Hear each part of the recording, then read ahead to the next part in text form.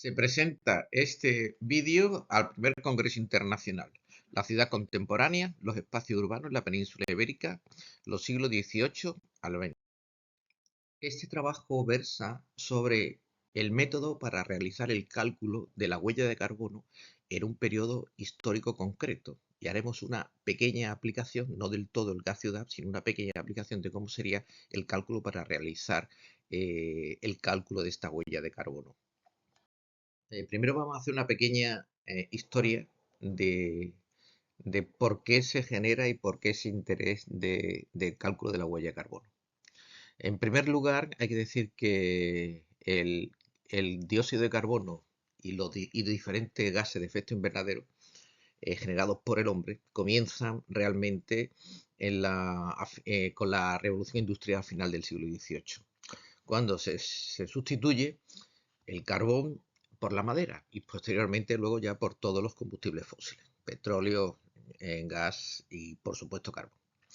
En un principio el incremento del consumo de carbón viene reflejado sobre todo por el empleo del carbón en la máquina de vapor. La máquina de vapor que no tiene un inventor conocido, todo el mundo lo atribuye a Watt, pero realmente fue este quien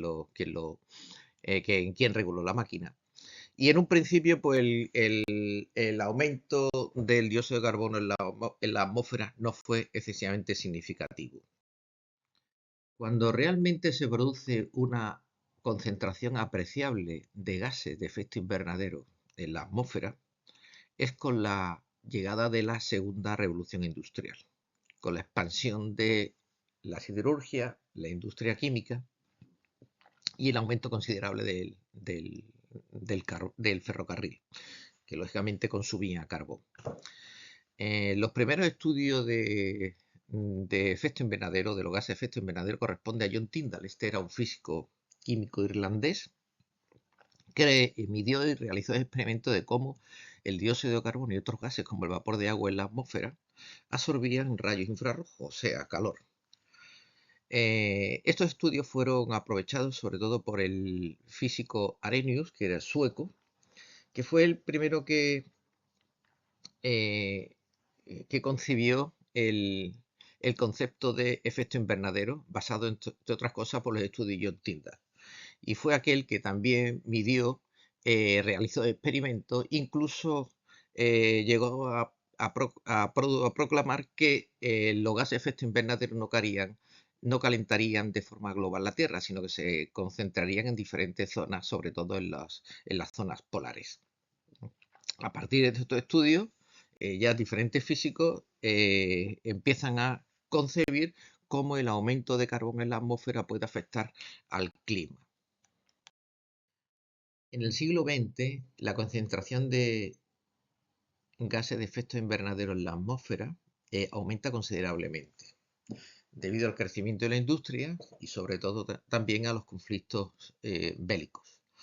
Esto hace que la conciencia ambiental de las concentraciones de gases de efecto invernadero no solamente sea cuestión ya de diferentes científicos, sino que ya comienza a repercutir en diferentes organizaciones, incluso en diferentes colectivos sociales. Hay que decir sobre todo la medición de David Keeling, de la medida sistemática del CO2 en la atmósfera, la llamada curva de Keeling, que lo veremos posteriormente. Keeling generó esta curva, la llamada curva de Keeling, que lleva su nombre. Realizó estudios de cómo iba aumentando la concentración de gases de efecto invernadero, sobre todo dióxido de carbono, a lo largo de los años. Esta curva, entre otras cosas, generó una conciencia mayor en diferentes sectores científicos y sobre todo en distintos organismos. De los diferentes organismos que se han creado en la historia reciente para evaluar el cambio climático, merece especial atención para este trabajo el IPCC, que no es más que el Intergovernmental Panel of Climatic Change, que fue creado por las Naciones Unidas en 1988 y trata de generar datos, evaluaciones y posibles estrategias para mitigar el cambio climático. De otras cosas, nos va a definir una serie de unidades para calcular cuánto se crea por una actividad concreta del hombre, por el consumo de combustibles fósiles, de potencial de calentamiento global. Entonces, el potencial de calentamiento global se expresa en kilogramos de dióxido de carbono. ¿Esto qué significa? Esto significa que para la generación de 1 kilogramo de dióxido de carbono corresponde a una unidad de dióxido de carbono equivalente. Entonces, esta organización, que constantemente está actualizando diferentes factores y parámetros, pues nos da una referencia de cómo podemos calcular el efecto invernadero. Por ejemplo, si nosotros generamos 1 kilogramo de CO2, estamos generando una unidad de dióxido de carbono equivalente. Pero si, por ejemplo, estamos generando 1 kilogramo de óxido de nitrógeno, nosotros estamos generando 298 kilogramos de dióxido de carbono equivalente. Entonces, para cada gas tenemos un parámetro equivalente a la generación de dióxido de carbono equivalente. A partir de ahora vamos a hacer una breve introducción de cómo se calcularía la huella de carbón, concretamente por la quema del gas ciudad producido por la destilación de carbón. Lo primero que tenemos que hacer es calcular cuánto volumen de gas genero por cada kilo de carbón destilado. Bien, pues esto se calcula por la expresión siguiente. El volumen de gas producido en metros cúbicos por kilogramo de carbón es igual a la energía aprovechable partido por el calor específico del gas. Bien, esto hay tablas, lo podemos calcular. Con un ejemplo concreto de la hulla, si nosotros destilamos 1 kilo de carbón, obtenemos entre 0,25 y 0,30 metros cúbicos de carbón.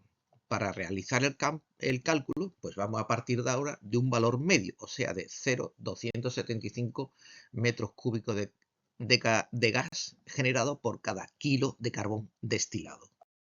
Bien, a partir del gas generado en la destilación, este gas está formado por una mezcla de diferentes gases. Estas proporciones no son fáciles de encontrar, entre otras cosas, porque lo hemos tenido que buscar en libros de química industrial antiguos, porque hoy día, como no se destila carbón, pues, lógicamente los libros de química industrial no aparecen estos datos. Y estos datos, la mayoría son realizaciones hechas experimentalmente. Bien, entonces, siguiendo un ejemplo con la hulla, habría que hacer lo mismo con la antracita, los lignitos y sobre todo también con la madera. Pues siguiendo con la hulla, bueno, pues en la destilación de la hulla, que anteriormente hemos dicho que hemos tomado como dato el 0,75 metros cúbicos por cada kilo de gas, por cada kilo de carbón destilado, pues este gas está compuesto por diferentes gases.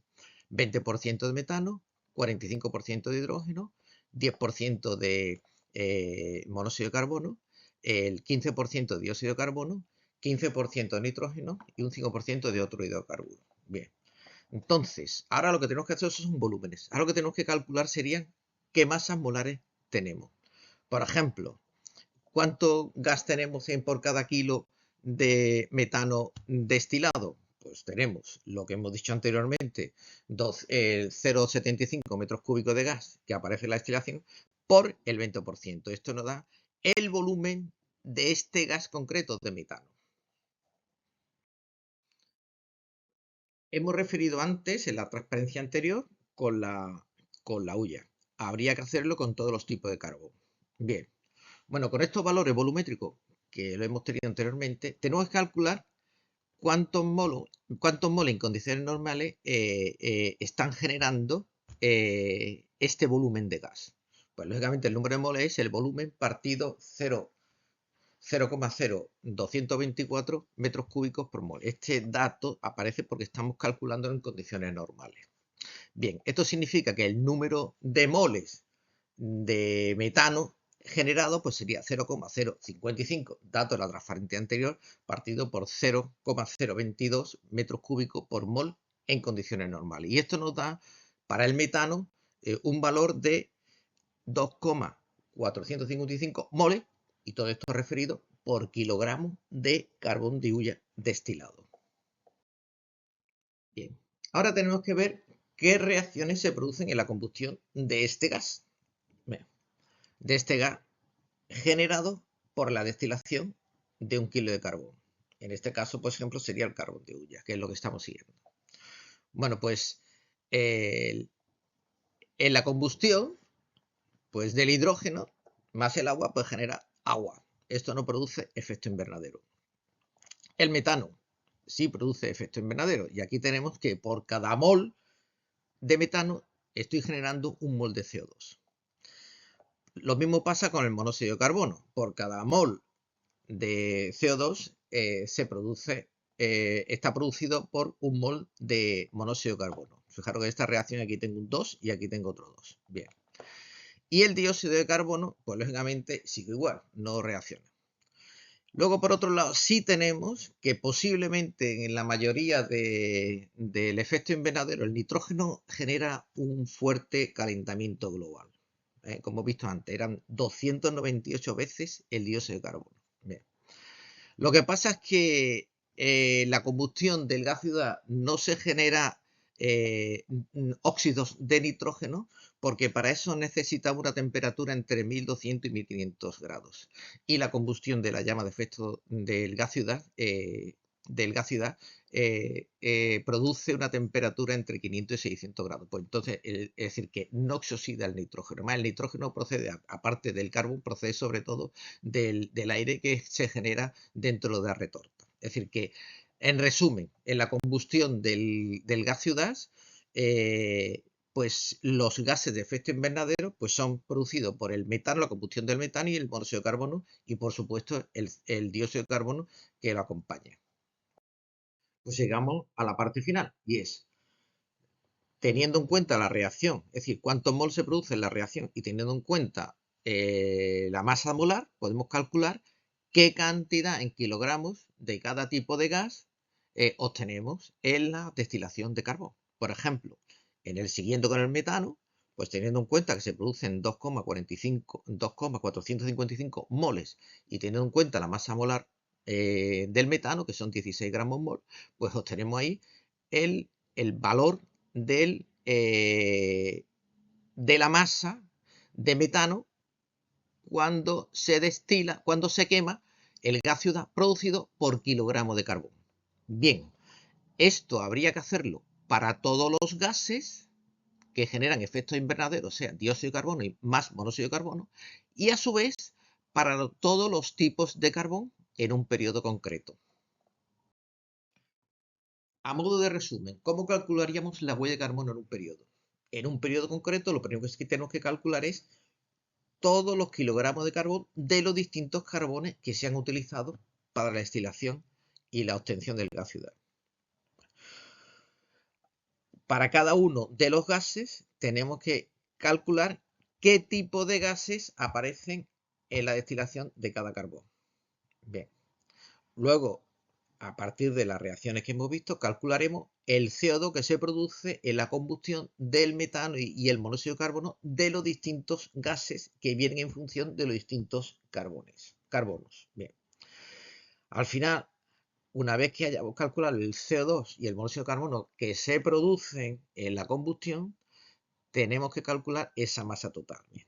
La huella de carbono vendrá dada por la suma total y lo expresaremos en unidades de CO2 equivalente, tal como nos reflejaba el IPCC.